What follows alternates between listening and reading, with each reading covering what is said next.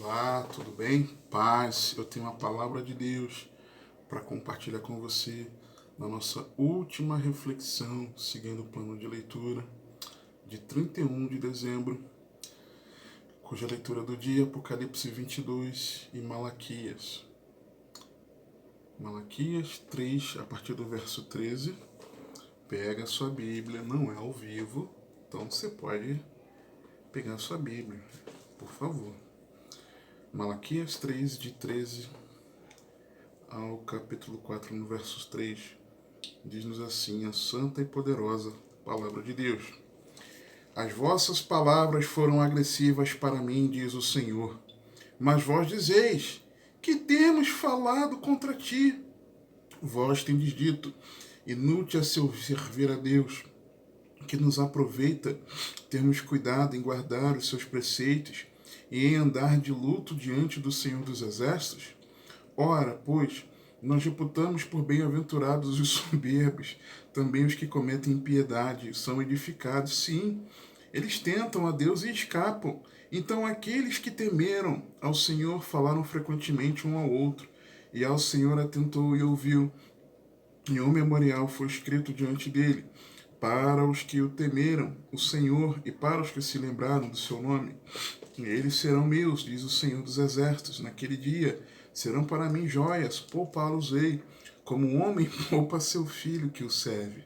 Então voltareis e vereis a diferença entre o justo e o ímpio, entre o ser que serve a Deus e o que não serve. Porque eis que aquele dia vem, ardendo como fornalha, todos os soberbos e todos os que cometem impiedade serão como a palha, e o dia que está para vir os abrasará, diz o Senhor dos Exércitos, de sorte que lhes não deixará nem raiz nem ramo. Mas para vós, os que temeis o meu nome, nascerá o sol da justiça. Aleluia. E cura trará nas suas asas. E saireis e saltareis como bezerros da estrebaria, e pisareis aos ímpios, porque se farão cinza debaixo das plantas de vossos pés, naquele dia que estou preparando, diz o Senhor dos Exércitos. Lembrai-vos da lei de Moisés, meu servo, que lhe mandei em Horebe para todo Israel, a saber, estatutos e juízos. Eis que eu vos enviarei o profeta Elias, antes que venha o grande e terrível dia do Senhor. E ele converterá o coração dos pais aos filhos, e o coração dos filhos a seus pais, para que eu não venha e fira a terra com maldição. Misericórdia.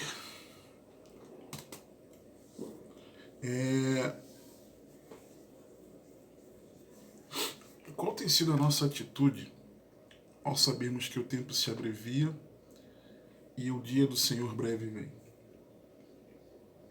Falta pouco para o encontro triunfal com o Senhor, e nós vermos no céu a luz mais forte do que o sol, o céu se abrindo e Jesus descendo em majestade, com glória e poder, para sempre estarmos com Ele, porque o resgate da igreja vem. Mas também com o dia do Senhor vem o justo juízo de Deus. Já vimos sobre o dia do Senhor bastante, né? Algumas reflexões passadas. Agora, é um dia de alegria para uns. Deixa eu me lembrar aqui de um texto que mostra essa dualidade, segundo aos Tessalonicenses. Paulo escrevendo a segunda carta aos Tessalonicenses, em ambas cartas, Paulo está orientando a igreja sobre as últimas coisas. Especificamente na segunda, ele fala da segunda vinda do Senhor em relação ao externo, né? Não especificamente no contexto da igreja. Diz assim a partir do versículo 3 de 2 Tessalonicenses 1. Sempre devemos, irmãos, dar graças a Deus por vós, como é justo, porque a vossa fé cresce muitíssimo e o amor de cada um de vós aumenta de uns para com os outros, de maneira que nós mesmos nos gloriamos de vós nas igrejas de Deus, por causa da vossa paciência e fé em todas as vossas perseguições e aflições que suportais, prova clara do justo juízo de Deus, para que sejais havidos por dignos do reino de Deus, pelo qual também padeceis, se de fato é justo diante de Deus, que deem paga a tribulação aos que vos atribulam, e a vós que sois atribulados descanso, conosco quando se manifestar o Senhor Jesus desde o céu com os anjos do seu poder, com labareda de fogo, tomando vingança dos que não conhecem a Deus e dos que não obedecem ao Evangelho de nosso Senhor Jesus Cristo, os quais, por castigo, padecerão eterna perdição, longe da face do Senhor e da glória do seu poder, quando vier para ser glorificado com os seus santos e para se fazer admirável naquele dia em todos os que creem, porquanto o nosso testemunho foi crido entre vós. Por isso, também rogamos sempre por vós, para que o nosso Deus os faça dignos da sua vocação e cumpra todo o desejo da sua bondade e a obra da fé com poder, para que o nome de nosso Senhor Jesus Cristo seja em vós glorificado e vós nele, segundo a graça de nosso Deus e do Senhor Jesus Cristo. Mesmo evento, vinda do Senhor, dois destinos, duas retribuições. Qual é a nossa postura diante dessa verdade bíblica de que o Senhor vem? No início do ano, se não me engano foi mês de fevereiro, conversávamos, pregadores ali do Evangelho, amigos meus, sobre as últimas coisas. E aí nós estávamos falando sobre estar atento aos sinais, tá? Mas motivando-nos a um posicionamento em Cristo.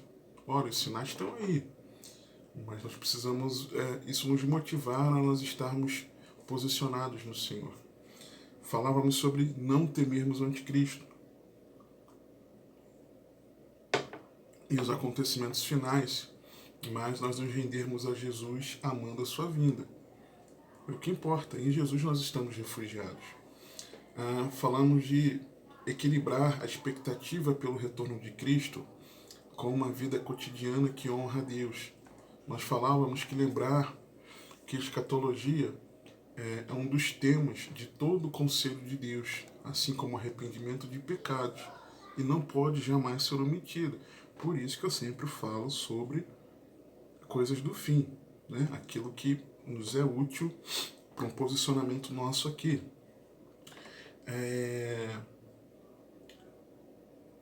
Também falamos de corresponder à expectativa do Senhor. Quanto mais se aproximar o dia da sua vinda, a que nos dediquemos mais a congregar, orar, meditar na palavra, nos santificar, evangelizar e ajudar o próximo. Também falamos ali que devemos seguir a vida em Cristo, em alerta pela brevidade do retorno do Senhor, mas sem largar estudos, trabalho e querer correr para um esconderijo desses aí, né? Comunidades alternativas dessas. Ou também falamos de observar que existem abordagens escatológicas sob pontos de vista diferentes, mas que todas precisam convergir para Cristo, que é o nosso refúgio. Né? Tudo tem que convergir para Cristo. Tá? Por isso que você não me escuta aqui debatendo alguns temas polêmicos, escatológicos, e nem ficando defendendo, martelando uma posição. Tá? Porque é algo que, em muitas coisas, eu estou entendendo. E, aliás, lendo o Apocalipse com a minha filha, com a Bia, muitas coisas ela me perguntava, aí eu falei, papai não sabe não. Só que tem gente que diz de um jeito, diz de outro, e o papai nem sabe ainda como o papai entende que seja isso aí. Bem sinceramente com ela. Outras coisas não, tenho entendido dessa forma, mas tem gente que acha que pode ser isso, isso e isso. Entendeu? Então, entender isso. Senão a gente precisa ser maduro nisso. Falamos também, na época, sobre tratar a escatologia no sentido bíblico, que é nos refugiarmos em Cristo, praticando o que Ele nos ensinou, a começar pelo arrependimento de pecados e perdão ao próximo. Se me ouve falar que toda a Bíblia vem contando a história da redenção cujo Redentor é Cristo. E a escatologia, ela fala da vinda do Senhor, do retorno do Senhor, e para sempre estarmos com Ele. E isso deve ser o nosso foco na escatologia. Escatologia é o estudo dos acontecimentos do fim, das últimas coisas, estudo das últimas coisas. Tá? Então, é isso. O texto aqui de Malaquias está falando a respeito de uma atitude que as pessoas estavam tomando, e aí Deus alerta sobre o dia do Senhor, o efeito dessas atitudes no dia do Senhor. Como assim? E é por isso que eu estou nos perguntando, como temos nos posicionado diante das circunstâncias da vida, diante de Deus e diante dos homens? Porque o lamúrio aqui, por exemplo, inútil é servir a Deus, que nos aproveita termos cuidado em guardar os seus preceitos e andar de luto diante do Senhor dos Exércitos. Ora, pois nós reputamos por bem-aventurados os soberbos, também os que cometem impiedade são edificados. Sim, eles tentam a Deus e escapam. Como é que eu e você temos nos posicionado? E o que me chamou a atenção quando eu meditei nesse texto aqui em 31 de dezembro de 2020, da meditação desse dia, Deus me deu duas mensagens. Uma que eu preguei na igreja aqui em São Gonçalo e uma outra que eu preguei na igreja que estava em formação, a igreja em Campo Grande, os amados irmãos em Campo Grande, pastor Sebastião, irmã Simone, Karina, demais irmãos lá muito queridos.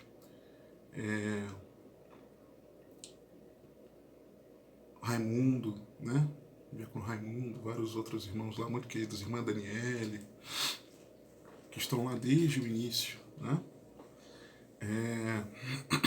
E mais outros, irmã Cláudia, Anderson, seus filhos, irmãos que estão lá desde o início. Um grande abraço para vocês, vocês são um povo que eu amo muito.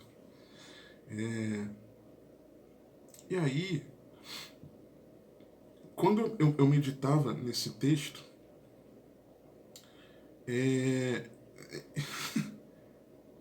chama muito a minha atenção,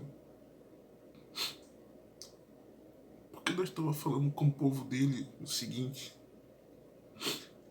as vossas palavras foram agressivas para mim, diz o Senhor, mas vós dizeis: que temos falado contra ti? Peraí, calma aí. O Criador do Universo, Senhor de todas as coisas, soberano, que está assentado no alto e sublime trono, o Altíssimo, ele diz que foi agredido por palavras pelo seu povo. E o seu povo não está nem aí pelas palavras que o agridem. Isso me chamou muito a atenção, cortou meu coração. Porque se o povo disse palavras agressivas para Deus, que palavras você e eu temos falado para o Senhor? Que palavras nós temos falado para o Senhor? E Deus, ele associa isso aqui ao fim. Ao fim. Deus associa essas palavras agressivas a ele ao fim. E aí, isso é muito, mas muito, muito importante. Importantíssimo e grave. Por quê?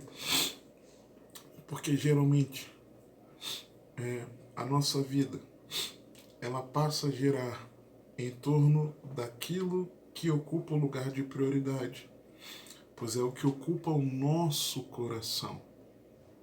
Falei várias reflexões sobre isso, sobre cuidado com o coração.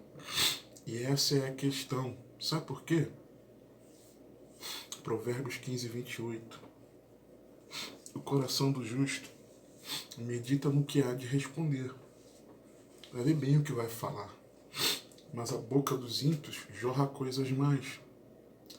Então, o ímpio fala bobagem, zombar de Deus, escarnecer. Como você vê aí, o pessoal escarnecendo de Cristo, sabe? Tantas malignidades, o pessoal falando tanta bobagem. A gente espera isso. Dá uma tristeza, mas a gente espera o ímpio fazer isso. E que o justo medite no que vai dizer. Mas aqui era o povo de Deus falando. Em Mateus 15, 17 a 20, diz que Jesus dizendo: ainda não compreendeis aquela questão de não lavar-se para as refeições.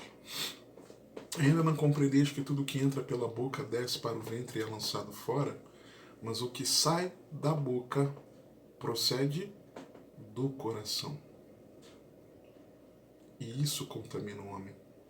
Porque do coração procedem os maus pensamentos, morte, adultério, fornicação, furtos, falsos testemunhos e blasfêmias. São estas coisas que contaminam o homem, mas comer sem lavar as mãos, isso não contamina o homem. Em Marcos 12, 33 a 37. Ou fazia a árvore boa e o seu fruto bom, ou fazia a árvore má e o seu fruto mau, porque pelo fruto se conhece a árvore.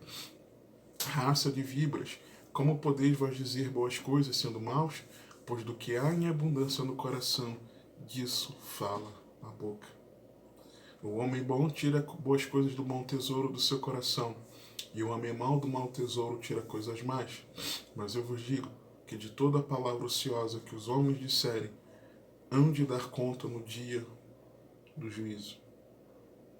Porque por tuas palavras serás justificado, e por tuas palavras serás condenado. Por quê? Por quê? Porque as palavras revelam aquilo que está no nosso coração.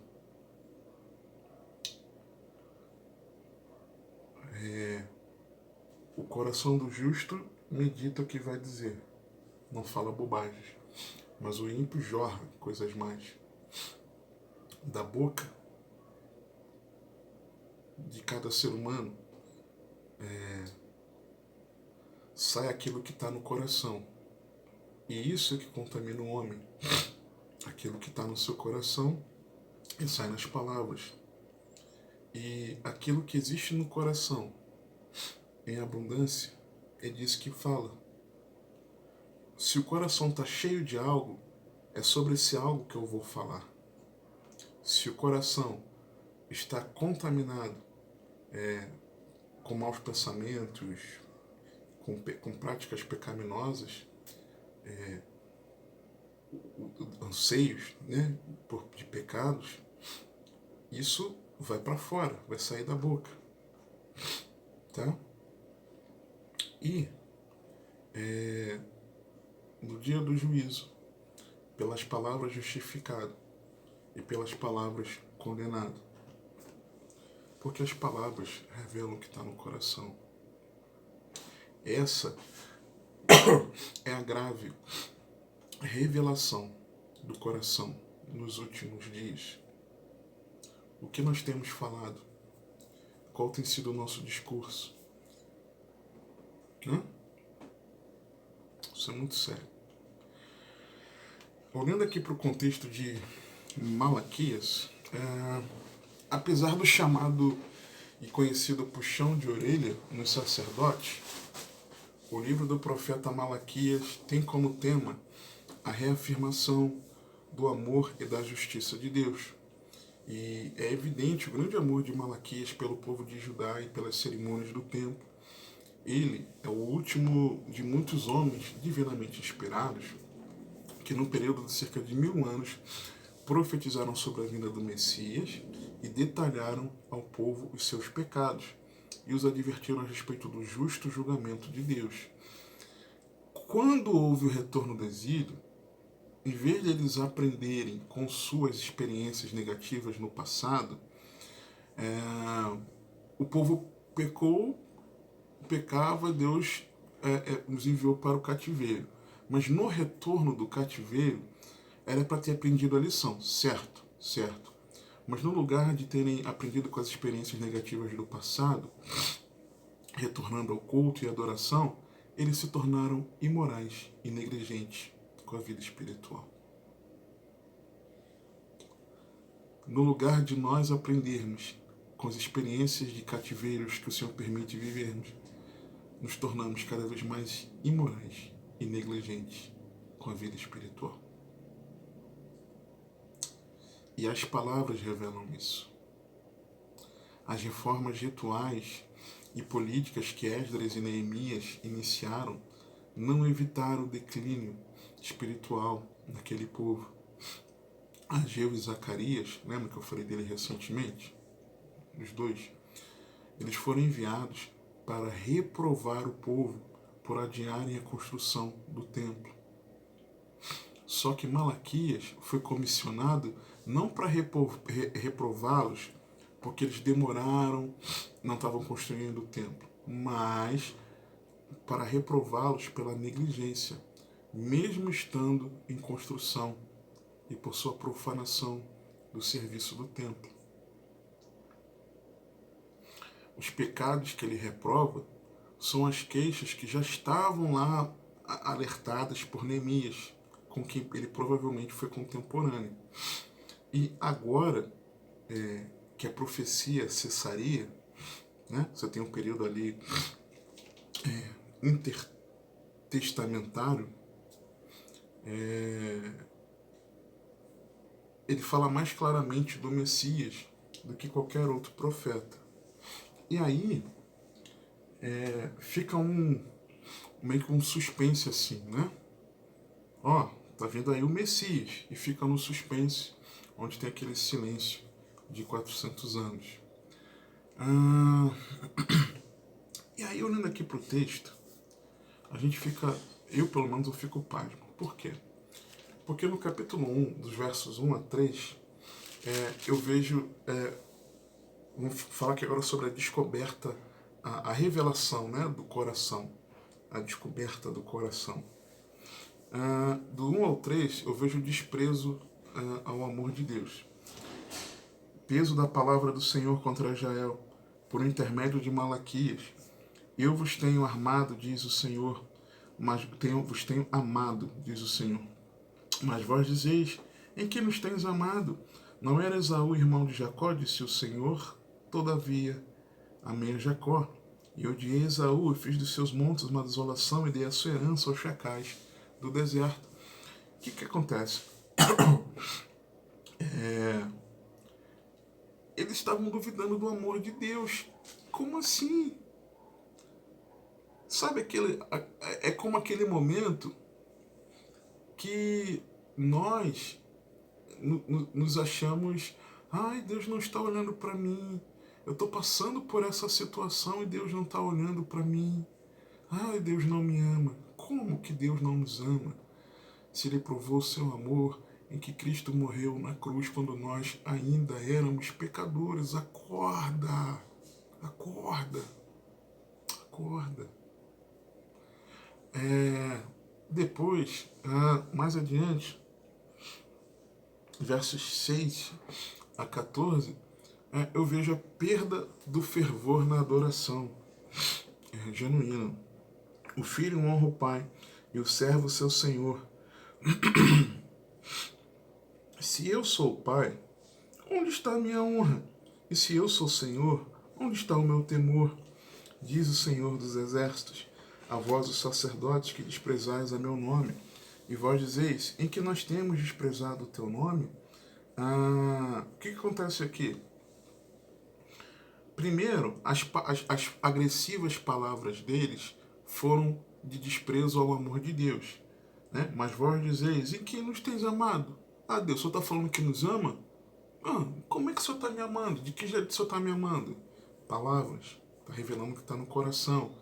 Que não que não compreendeu o amor de Deus por essa pessoa. Não vive o amor de Deus por ela. Está revelando isso, as palavras. Agora depois, Deus está falando, eu sou Pai e eu sou o Senhor. mas vocês não me honram e vocês não temem a mim. E vocês estão dizendo no que vocês me desprezam? Palavras em que nós temos desprezado o teu nome, ofereceis sobre o meu altar pão imundo, e dizeis, em que te havíamos profanado? Nisto que dizeis, a mesa do Senhor é desprezível. Porque quando ofereceis animal cego para o sacrifício, isso não é mal? E quando ofereceis o coxo ao enfermo, isto não é mal? Ora, apresenta-o ao teu governador, ao teu governante aí, terá ele agrado em ti? Ou aceitará ele a tua pessoa? Diz o Senhor dos Exércitos. Agora, pois, eu suplico, pedi a Deus que ele seja misericordioso conosco, isto veio das vossas mãos, aceitará ele a vossa pessoa, diz o Senhor dos Exércitos. Quem há também entre vós que fecha as portas por nada, não acenda em vão o fogo do meu altar? Eu não tenho prazer em vós, diz o Senhor dos Exércitos, nem aceitarei a oferta da vossa mão, mas desde o nascente do sol até o poente é grande entre os gentios o meu nome. Em todo lugar se oferecerá o meu nome, incenso e uma oferta pura, porque o meu nome é grande entre os gentios, diz o Senhor dos Exércitos. Mas vós o profanais quando dizeis, a mesa do Senhor é impura, e o seu produto, isto é, a sua comida é desprezível, e dizeis ainda, eis aqui que canseira, e o lançastes ao desprezo. Diz o Senhor dos Exércitos, vós ofereceis o que foi roubado, e o coxo, o enfermo, assim trazeis a oferta. Aceitaria eu isso de vossa mão? Diz o Senhor, pois seja maldito o enganador que, tendo macho no seu rebanho, promete e oferece ao Senhor o que tem mácula, porque eu sou o grande rei, diz o Senhor dos Exércitos, o meu nome é temível entre os gentios. Aqui, nós vemos uma perda do fervor da adoração genuína, mostrando um cansaço de servir, um enjoo de servir a Deus e apresentando coisas desprezíveis. Ele diz aqui, primeiro que não honra, né, no versículo 6, no versículo 7, oferece pão imundo. Oferece pão imundo.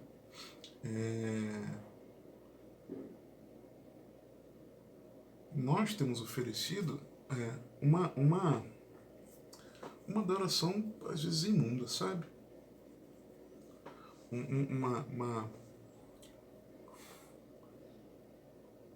Um congregar imundo, um culto, uma expressão de culto público imunda, individualmente que eu estou falando. Uma vida de oração imunda, uma vida de meditação bíblica imunda, uma vida no dia a dia, o cotidiano, imundo. E temos profanado o Senhor. E ainda dizemos, no que eu estou te profanando, Senhor? Aí ele fala aqui do animal cego, do coxo, fala de olha, usa o parâmetro do governante. Se você fazer isso para o governante, ele vai aceitar? Ou seja, vemos alguns elementos aqui importantes. Por quê? Eu comparo isso ao você oferecer algo coxo ou cego, né, para o sacrifício, como se nós estivéssemos servindo a Deus com uma vida de terceiros, pegando carona na comunhão que outras pessoas desenvolveram e mantêm com Deus. Então nós pegamos isso e apresentamos ao Senhor, como se fosse nosso. Ou algo incompleto, com reservas, com o Senhor, e a nossa entrega a Ele não é total. Não permitimos sermos transformados em todas as áreas, né? Ou até adoecida, né? Um coração adoecido, frio, indiferente, distante, sujo, contaminado, que oferece o pior ao Senhor. O exterior pode até ter a aparência de saúde, mas o interior está enfermo, sabe? Não dá para ser assim. Não dá para ser assim. Nós estamos enganando a nós mesmos, mas não ao Senhor. No capítulo 2 dos versos 10 a 16, eu vejo o desprezo à família. Porque o contexto aqui, ele fala do cuidado do casamento, né? Fala aqui do casamento. E Deus, ele fala que aqui é aquele texto, né, de que Deus abomina o divórcio. E aí, no versículo 14 diz assim, do 13 em diante, ainda fazeis isto outra vez, cobrindo o altar do Senhor de lágrimas, com choro e com gemidos, de sorte que ele não olha mais para a oferta, nem aceitará com prazer da vossa mão.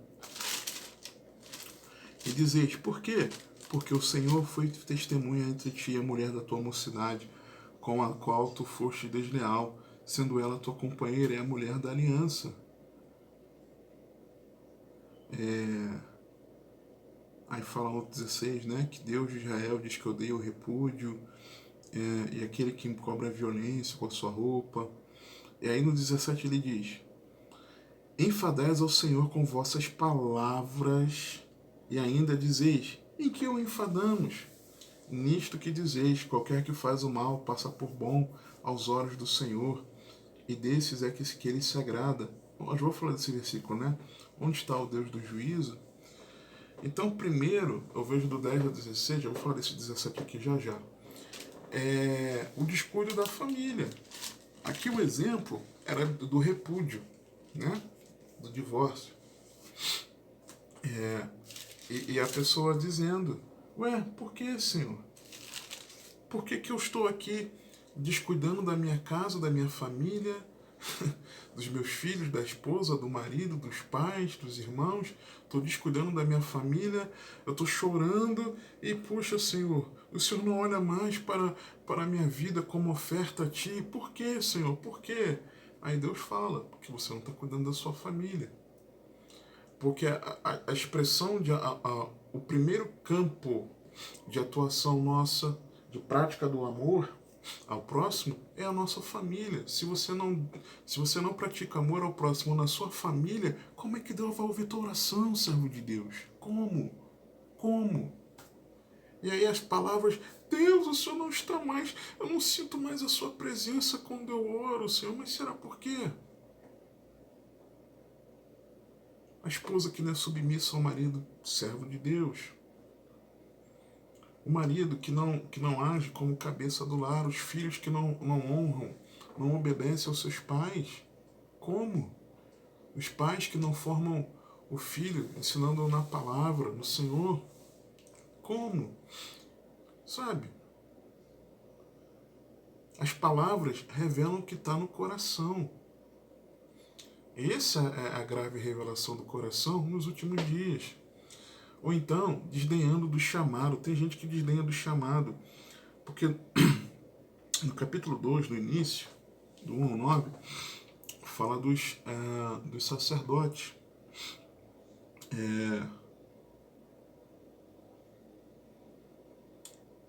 Vou ler aqui a partir do 6. A lei da verdade esteve na sua boca, e a iniquidade não se achou nos seus lábios. Andou comigo em paz e retidão, da iniquidade converteu a muitos. Porque os lábios do sacerdote devem guardar o conhecimento, lábios, palavras. E da sua boca devem os homens buscar a lei, porque ele é o mensageiro do Senhor dos Exércitos. Mas vós os desviastes do caminho, a muitos fizestes tropeçar na lei. Corrompestes a aliança de Levi, diz o Senhor dos Exércitos. Por isso também eu vos fiz desprezíveis e indignos diante de todo o povo, visto que não guardastes os meus caminhos, mas fizeste acepção de pessoas na lei. Palavras. Desdenhando do chamado. Ou então, resistindo ao arrependimento. Capítulo 3, 7 a 9. Escute. Desde os dias de vossos pais, vos desviaste dos meus estatutos, e não os guardastes. Tornai-vos para mim, e eu me tornarei para vós, diz o Senhor dos Exércitos. Mas vós dizeis, em que havemos de tornar? Ué, Senhor, do que eu tenho que me arrepender? Roubará o homem a Deus? Todavia vós me roubais e dizeis, em que te roubamos? nos dízimos e nas ofertas. Com maldição sois amaldiçoados, porque a mim me roubais sim toda esta nação. Então Deus chamando ao arrependimento, mas eu, Senhor, do que eu tenho que me arrepender? Sabe, a palavra confronta, Deus está falando, arrependa, você está errado nisso, se conserta. Eu estou aqui estendendo a mão para você, eu quero te ajudar, levanta, arrependa-se, vai, não peques mais. Mas aí, ele diz, ué, Senhor, do que eu tenho que me arrepender? Eu não tenho pecado.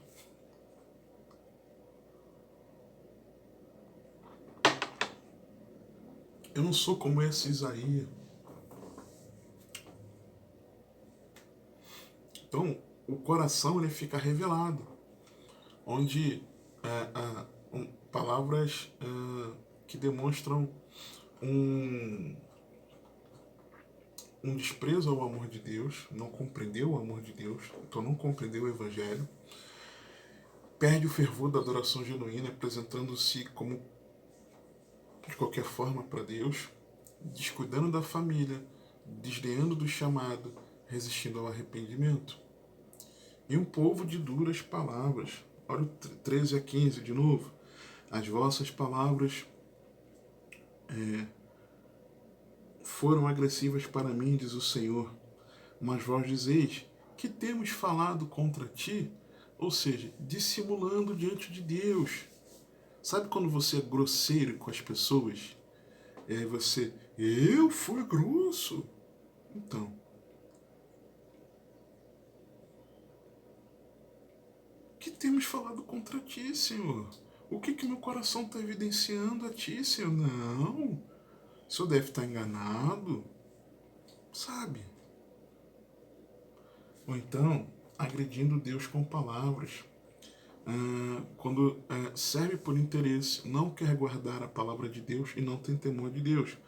Vós tendes dito, inútil é servir a Deus, que nos aproveita termos cuidado em guardar os seus preceitos e andar de luto diante do Senhor dos Exércitos, não tem temor, não quer guardar a palavra e serve por interesse. Inútil é servir a Deus. Está servindo por interesse. Por interesse. Está servindo a Deus para ser abençoado. Está servindo por interesse. E quando você diz isso, você fere, machuca. Você ofende a santidade de Deus. Se eu fizer isso, eu ofendo a santidade de Deus. E aí, versículo 15, ora, pois nós reputamos por bem-aventurados os soberbos. Pô, é melhor ser ímpio. Também os que cometem impiedade são edificados. Dá tudo bem na vida deles. Sim, eles tentam a Deus e escapam. Ou seja, está dizendo que Deus aceita ser escarnecido, zombado, ofendido. Que Deus não é justo. Que Deus aceita o pecado. Mas Deus está aceitando o pecado do ímpio. Está blasfemando contra a justiça de Deus. É aquele versículo 17. Enfadais ao Senhor, do capítulo 2, enfadai ao Senhor com vossas palavras, e ainda dizeis, em que o enfadamos, nisto de que dizeis, qualquer que faz o mal, passa por bom os olhos de Deus. Gente, está distorcendo o caráter de Deus. E desses é que ele se agrada. Onde está o Deus do juízo? Senhor, misericórdia. Você está entendendo? O que faz mal é esse que Deus acha que é bom. Quem faz coisa errada. Tá tudo bem. É deles que Deus se agrada. Meu Deus. Meu Deus. Misericórdia. Misericórdia. Como então? Como ter cuidado com as palavras? Eu vejo aqui nos versos 16 a 18 do capítulo 3. Primeiro, temor a Deus. Então, aqueles que temerem ao Senhor. É necessário ter temor ao Senhor com as nossas palavras. Temor. Temermos a Deus. Tem gente que não teme. As palavras são tão assim complicadas nesses dias. Por quê? Porque estão evidenciando que não tem temor no coração. Por que que os crentes de hoje em dia falam o que falam? É porque não tem temor de Deus. É simples assim, gente, sabe? Esse negócio de ficar romantizando. Ai, Deus não usou, Jesus não usou palavras duras para repreender o pecador. Mentira, vai ler a Bíblia direito. Vai ler a Bíblia direito. Sabe? Como não? Trouxe uma mensagem sobre isso, as duras palavras de vida eterna. Vai ler a carta a Laodiceia. Mas não sabes que é pobre, desgraçado, pobre, cego e nu. Estou chamando as pessoas de interesseiros, chamando de maus. Jesus falando. Hipócritas. Jesus falou. Como não? Jesus não falava de forma firme para repreender o pecado. Jesus não era grosseiro, mas Jesus era duro quando necessário. Está na Bíblia, gente. Eu espero que você tenha lido pelo menos o Novo Testamento. Pelo menos. Né? Você leu isso. Então, fala porque não tem temor de Deus. Segundo, honrando a Deus, quando o texto diz aqui,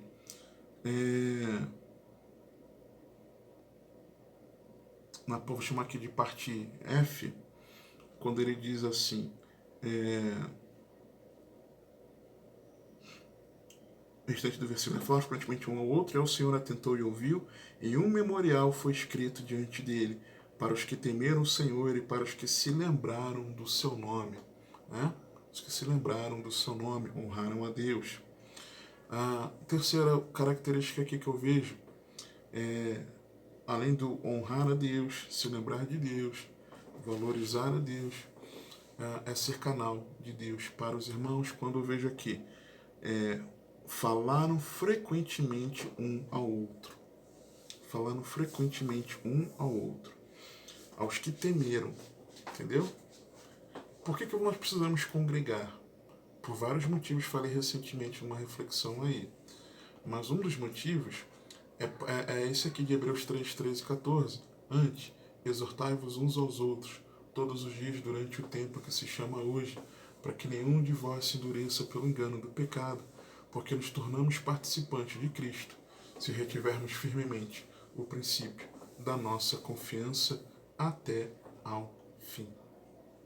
Até ao fim. Então eu vejo essas três verdades. Temendo a Deus. Temendo, tem que ter temor. Honrando. Não é temer e se afastar, mas é temer e honrá-lo. Teme e honra, mas faça isso. Fale frequentemente um ao outro. Como é que eu vou falar ao outro frequentemente? Estando junto dele, congregando. Então, essa é a maneira, aqui no texto nos revela, de termos cuidado com as nossas palavras. Porque quando assim nós fizermos, o texto diz que Deus que seremos dele. Naquele dia, ele vai nos poupar, como um homem poupa seu filho que o serve. Vai nos poupar como seus filhos. E que dia? Esse dia que vai ter diferença entre o que serve e o que não serve. É no dia final esse dia. Num dia em que os soberbos, os ímpios vão perecer, mas nós que tememos o seu nome, nascerá o sol da justiça, Jesus Cristo. Cura trará nas suas asas, porque ele vem nos ares. E saireis e saltareis como bezerros da estrebaria, ao encontro do Senhor. Esse é a grave revelação para mim e para você do nosso coração nesses últimos dias. Aquilo que falamos é o que está dominando o nosso coração. E isso revela quem sou eu e quem é você diante de Deus, diante das pessoas e das circunstâncias. Que o Senhor te abençoe e te guarde, que Ele te conduza e governe a sua vida, porque você tem acesso.